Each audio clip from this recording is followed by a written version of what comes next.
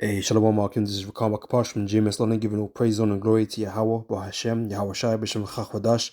Want to give double honors unto the elders, the apostles of GMS, Shalom out there to the hopeful that pushing his truth in all sincerity.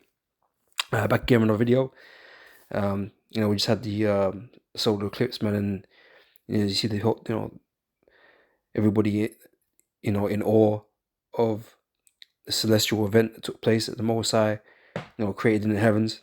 Everyone's in awe and in stupor, looking at it, in amazement, because it's a glorious sight, powerful sight.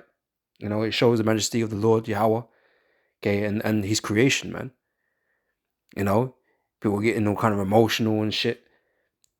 All these Edomites and that, they were bugging out a little bit, and for them it's just another form of entertainment. Something, a spectacle to see, just to watch. They don't. There's no, real thoughts going through their minds.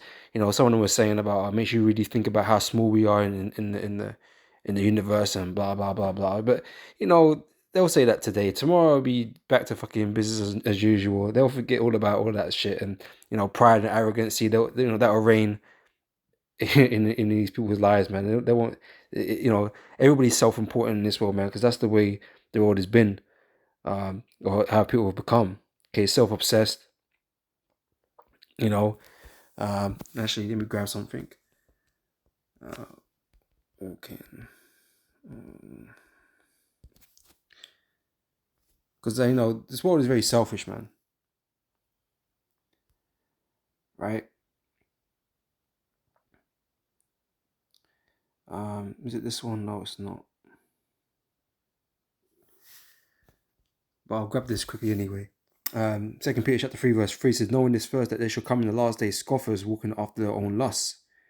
Right? These people already really care about themselves. Right? So, they might say certain things, makes you feel, think about how small we all are and all that kind of stuff. I see some of these news anchormen and talking that shit, but these people get all those things real quick. I'm just trying to think, man. There was another scripture I was thinking about actually. I'll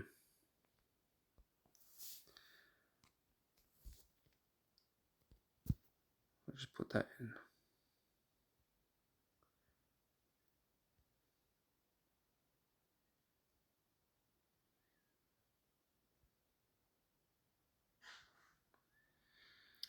That's this one.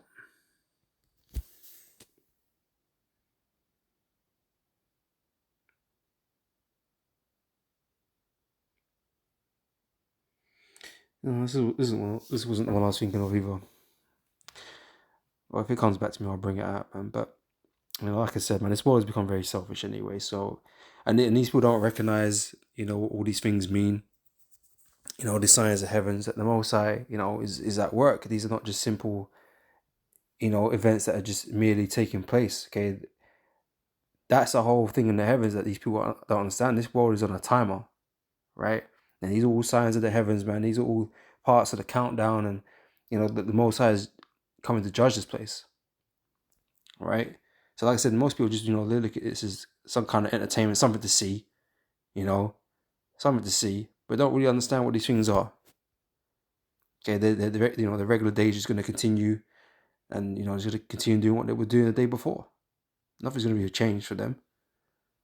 All right, but things are changing, right? Things are changing. It's in Jeremiah chapter 10 verse 2 says, thus saith the Lord Yahweh, learn not the way of the heathen, and be not dismayed at the signs of heaven, for the heathen are dismayed at them. These nations don't know what it is that they're looking at. They're just in awe of it. Understandably so. But they don't know. They don't understand. All right? But these are signs, man. These are signs of the end, signs of the end times. Okay? They're all, like I said, it's like it's a celestial event. It's like a clock, celestial clock that's happening, counting down to something. You don't understand what it is. You don't understand why the stars, the moon, and the sun, they're all doing what they're doing. You don't understand these things. All right.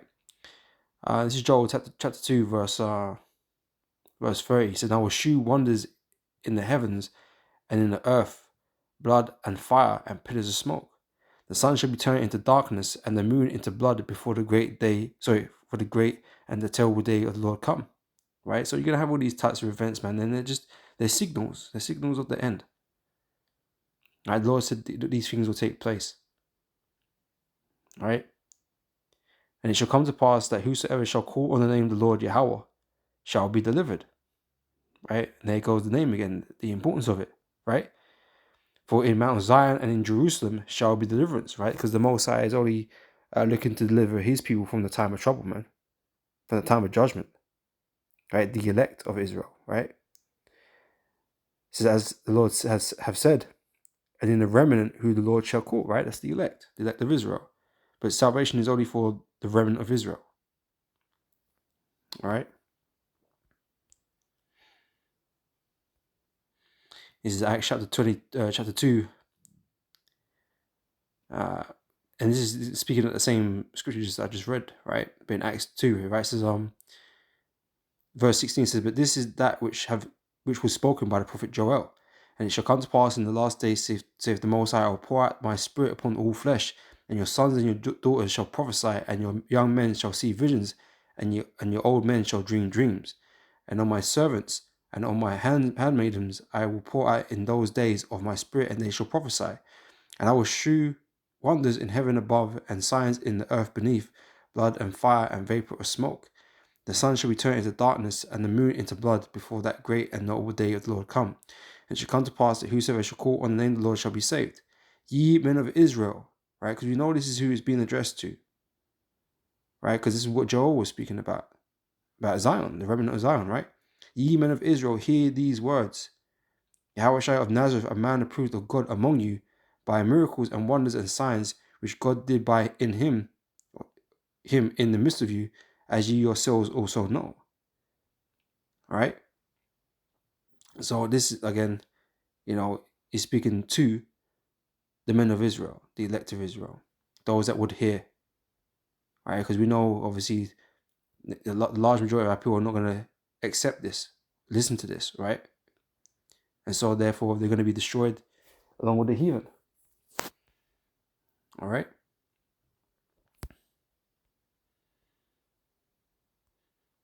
This is Baruch chapter 3, verse 36. Let's see. We get verse 35 here, right? It says, this is our power, and there shall none other be accounted of in comparison of him. He hath found all the way of knowledge, and have given it unto Jacob his servant, right? So it's for us to really understand what's going on out here, man. Because like I said to you, it's just another day, just an event that took place. That's what they call a once in a lifetime event that everybody went in to watch. Everyone had the sunglasses on and whatever, looking up into the sky, right? And once it was over, it was over. People just went back to whatever the hell it is that they do, right? Tomorrow is just another day, and they're just gonna continue doing what the fuck they were doing beforehand, man, and not really give any thought about what it is that's going on in this world right now. We've got a whole bunch of earthquakes and uproars of the people, World War III on the brink, plagues and pestilences. We've got all types of shit going on right now, right? But people they're clueless. They're clueless, man. Okay, they all just want to live in their own little bubble and act like nothing's going on. Like as if this kingdom isn't going down the pan. They it ain't about to be destroyed. This is the fall of the empire, man. And all the signals are there. Just like when Rome fell, all the signals are there. In was it what they say, retrospect, right? In hindsight, right? They were able to look back and look how Rome deteriorated and how it fell. We're going through the same process, right? But just a large majority of people there in denial. They don't want to accept it. They don't want to acknowledge it. Okay, but this is what's happening to this world. Mosai is creating, these circumstances, these situations. Okay, to come upon the earth, man, to bring it to its knees, man, to collapse it. right? And like I say, we all understand, those of us in this truth where it's all going to end, right? And that's why World War Three is being you know stirred up, so to speak, right? And it's going to end with America's destruction, right?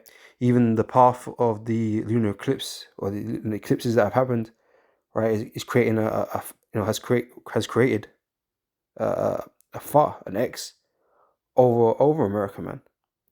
X marks the spot, right? This is where the missiles are going to land. All up in America, man, to destroy it, to turn it into a lake of fire, right? All these things are, like I said, written down, man, according to the Most High's will, right? So these this type of information, this knowledge has been given unto us, man, to understand what's about to happen, all right? So they have found out the way of knowledge and have given it unto Jacob his servant and to Israel his beloved. Afterward he did shew himself upon earth and converse with men. All right. This is Matthew chapter 16 and verse 2. And he answered, sorry, I might start from the first verse, right? It says, the Pharisees also with the Sadducees came and tempting, desired him that he will shew them a sign from heaven. And he answered and said unto them, when it is evening, ye say it will be fair weather, for the sky is red. And in the morning it will be foul weather today, for the sky is red and lowering. O ye hypocrites, ye can discern the face of the sky, but cannot ye discern the signs of the times? These people don't understand what time they're in.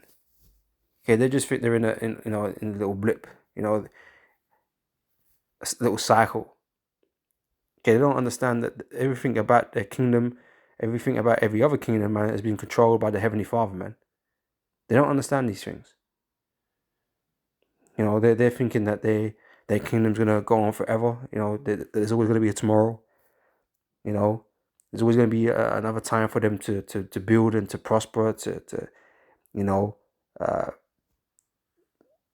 collect things unto themselves, to build themselves or whatever. They always think there's going to be that time to do that in this place,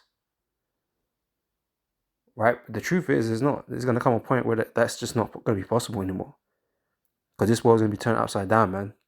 And the world that everybody else knows out here is not going to be the same anymore. It's already changed a lot. It's already changed a lot. It's been changing, so-called incrementally, but there's been large shifts recently. We given the pandemics and all that kind of stuff, 9/11, a lot of things change very quickly, right? And this is going to be a very, very sudden moment. When it comes, it's going to be a sudden shift. It's going to be an extreme shift. Right? The scriptures say that as in the days of Noah, right? In the Lord will come as a thief in the night. There's no way. There's no way. Yeah, that's what happened to them, man. Got flooded out. All right. Is Matthew 24.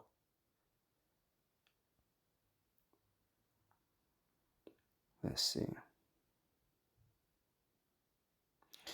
All right, verse 36. But of that day and hour knoweth no man, no, not the angels of heaven, but my Father only. Right. Most High is the only one that knows the actual time when this is all going to go down. Okay, when all these judgments are going to take place. We are given the signs to watch after, to wait for, right? And this is how we're making our observations, man, and letting you know what's happening, what's going to happen, also what's about to happen, This is verse 37. But as the days of Noah were, so shall also the coming of the Son of Man be. For as in the days that were before the flood, they were eating and drinking, marrying and giving in marriage, until the day that Noah entered into the ark, and knew not until the flood came and took them all away. So shall also the coming of the Son of Man be. Right? Because your Lord's going to turn up one day.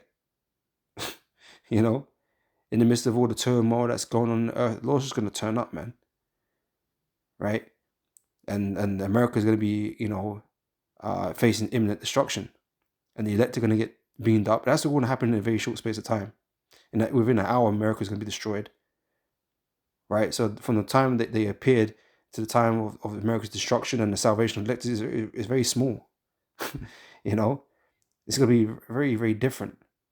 The world, like I said, as you know, will be different. And it's going to be ever changing up until that point. Because this world is going to be torn apart by war and pestilences and all kinds of plagues, man. All kinds of evil, right? Because these people are going to be going wild out here, man. You know, rolling up on each other, man, killing each other, stealing from each other, eating each other, all these kinds of things. It's going to be crazy, all right?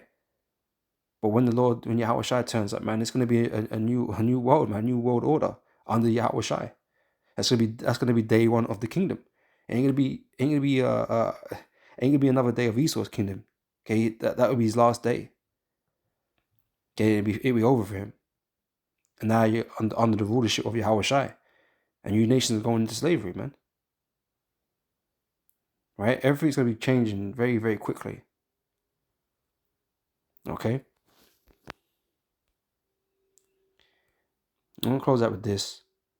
This is from Daniel chapter 5. Just want to make sure I read that rest of that first. Yeah. Right.